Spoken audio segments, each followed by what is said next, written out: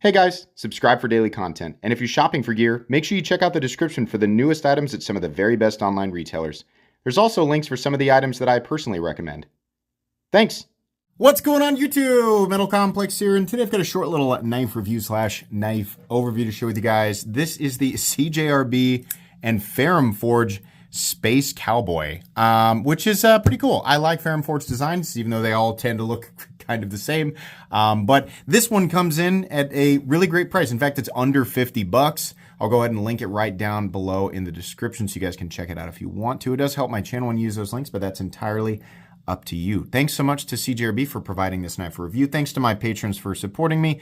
And please make sure to follow me on Instagram at metal_complex.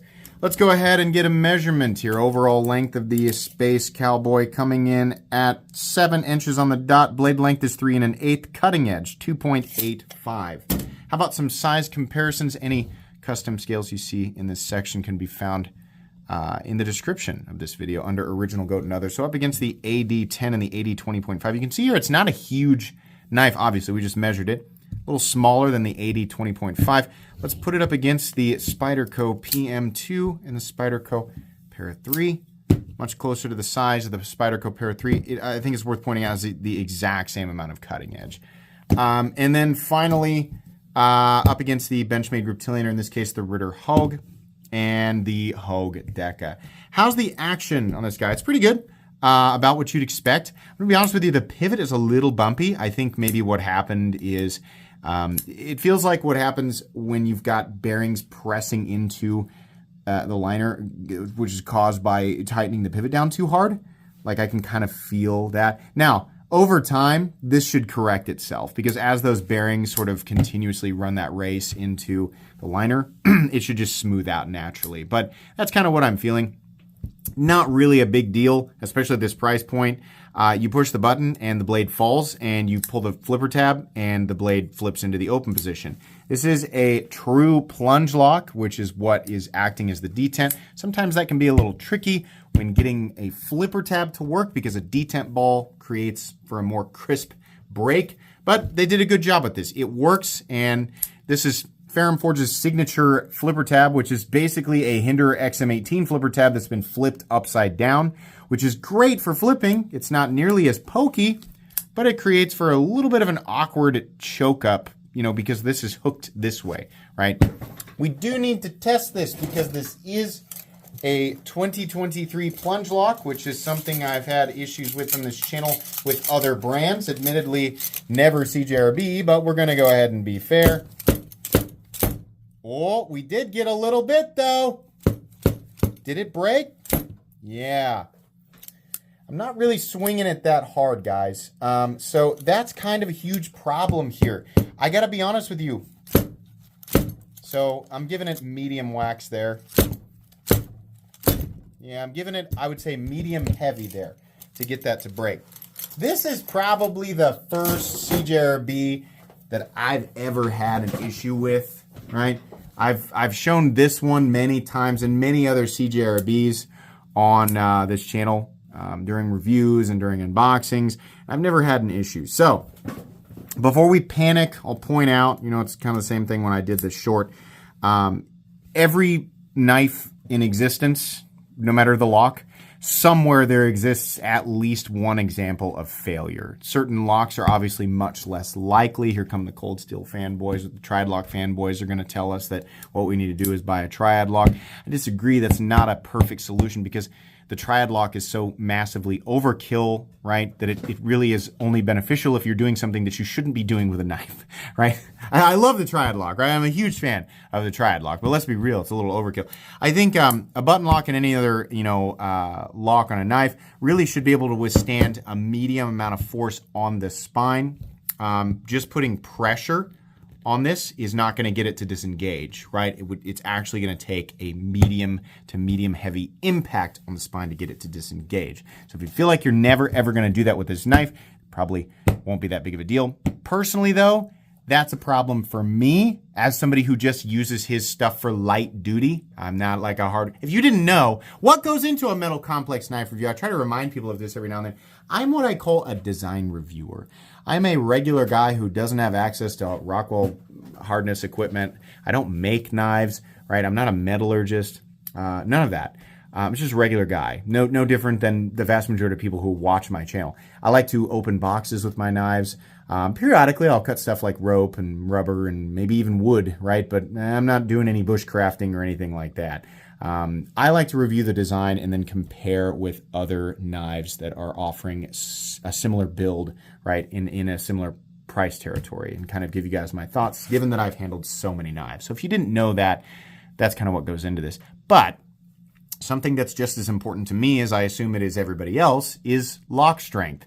Somebody like me who doesn't use his knives for super duper crazy stuff or survival or, scaling buildings or anything, still having a lock that is dependable enough to withstand a little bit of force in the spine, that's still very, very important. So as far as I'm concerned, this knife does not pass that test, and that's honestly kind of a deal breaker, right?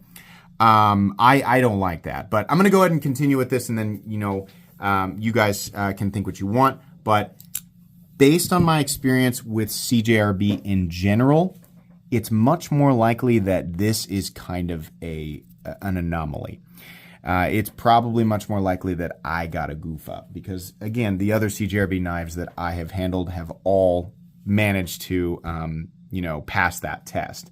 It is possible, though, that this particular knife and however they're manufacturing or however they're machining the geometry of that plunge lock, it might be across the board. So you guys will have to tell me what your experience is, and then you, as the potential consumer, should probably also read the comments and watch other reviews to see if this is a problem across the board. But CJRB and everybody else, I do have an issue with this one officially. Anyways, we did the, let's do carry profile. Thickness up against the Spyderco Para 3. We have actually pretty thin profile. Length and height up against the PM2 and Para 3. This guy actually is shorter than the Para 3, not quite as tall, even including the flipper tab. It's going to be pretty easy to carry. Generally speaking, this is how most Ferrum forged knives are. It's right around the same size as a lot of the designs too, so there's really not a ton going on that's different here versus a lot of the other stuff that we've seen from Ferrum Forge. Maybe that's not fair. A lot of Ferrum Forges are just slightly larger, right? It used to be that some of them, were quite a bit, right? Like the original Mordax, and obviously some others. But yeah, this is kind of what I'm used to seeing. Anyways, let's go ahead and weigh it. Materials, what are we looking at? G10, steel for the liners, and AR RPM 9, which is great as far as materials go. This is, I don't have a problem with this at all. I think it's great. Weight, we're coming in at 3.49 ounces, which is just fine. No issues there. Let's go ahead and do a hardware check. I'll get out my tools. As per usual, my tools are very inexpensive and very recommendable. You can find them right down in the section of my description that talks about the tools I use on this channel. We're going to do a T8 there for the pivot. Yes, something I always find weird about Ferrum Forge, a lot of Ferrum Forge designs, they put screws right down the middle. Why? Put them back here. I mean, we've got the pivot keeping everything down. Put one screw right here at the end and one screw right here. We don't need them down the middle. The problem is you got two screws right here, and then inevitably underneath the scale is going to be two more screws. So to disassemble this knife, you have to take four additional screws out of it before you can access the screws that are holding the liners together. Not that big of a deal, but a little bit silly, and it's made more frustrating by the fact that we have T6 fasteners. Why don't you just get quality tools? I have quality tools. T6 sucks. I don't care what you think or what you say. That's not true. I do care about what you think, but my opinion, my solid opinion, is that T6 is not the right size for knife fasteners. That's very frustrating, and they should be T8 at the very least. But anyways, let's go ahead and measure blade stock thickness. My guess is that the blade stock thickness on this guy is going to be on the thinner side, just judging by the fact that it's obviously a thinner blade. And that's true, 105 or so thousandths. There we go. Meat and potatoes time. This is, it's a Ferrum Forge design, and the designs generally do work for EDC. I do like how the tip is curved down just a little bit. Really, the only ergonomic frustration with this knife is the fact that the choil is made a little bit cramped by the hook shape of the flipper tab. So if they had elongated this area, it would be a little more comfortable, but you lose some potentially meaningful cutting edge, right? Not that big of a deal. If you stay in the choked back position, you're okay, but my pinky's slipping off the back end, and I like to get a full grip on it, even if I don't plan to use the knife very hard, right? So it's a little bit of a goofy ergonomic design. I think the whole thing would have been better if it was just a little bit longer, but if you like a smaller knife, if you have smaller hands, maybe you'll like this a little bit more. Flip's fine. Button action is okay. Like I said, a little bit bumpy. Peel ply texture G10 scales look pretty good, being shadow boxed by the polished liner underneath. The blade is, it's just about as Ferrum forged as it gets, right? RPM 9 is great. That's essentially like a powder form 9CR 18 MOV steel. So not going to be winning any awards in the edge retention department, but very easy to touch up, plenty tough, and it's stainless. That's a combination of things that you want to see in a budget knife, a good budget knife, so I don't really have a problem there. Honestly, the fit and finish all the way around is good. It's about what you'd expect from CJRB. And like I said, they generally don't have issues with lockup, but that's what we're seeing here. We do have a couple of standoffs. Like I said, lipped liners, they're not nested. We have a pocket clip that's pretty darn good. It's not nested. 2 screws holding it in. Deep carry, comes down, and it's just a slight swoop upwards. Weird that they don't have a mounting position for lefties, but okay. That's really confusing. I didn't even realize that until just now. The stop pin is located back here in the traditional position. A little bit of shouldering. There is absolutely no blade plate or movement up, down, left, or right. And like I said, just pressure on the spine is not going to cause it to disengage. It's going to take an impact, which is much less likely to occur with natural use. However, it still didn't pass that test, which is worrisome. So this is one of those things where you can't watch just my video and be like, there's a problem with the knives across the board, right? For example, like where it's much more concerning would be like my videos on the Vosteed Thunderbird. I received 3 of those directly from Vosteed, and all 3 of them had a problem. Now, in that case, I think we can all kind of agree that there might really actually be a problem there. But if you look down in the comments and anybody else who has this knife, right, if everybody else is saying mine's fine, then it's much more likely that I just have an issue with this one, right? So all I can do is report my findings with what I have available to me, and that's what we found here, right? So if one is failing, there's at least a small chance that it's not the only one. That's as much benefit as I can do with that information there, you know. So outside of that, though, truthfully, the knife is just okay. It's just a little awkward ergonomically. I mean, even if it didn't have the issue with the lock failure, it's okay. I personally would like it to be slightly larger, and also, like, why not do a lefty position for the clip? That's just bizarre. If you really, really like Ferrum forged designs, but maybe most of them have just been too expensive, and you're also like a huge fan of button locks, then here you go, right? If you trust that maybe you'll get one with a better, lockup situation, or you just never plan on being in a situation where you're going to have that type of force applied to the spine, which is kind of understandable, then okay, right?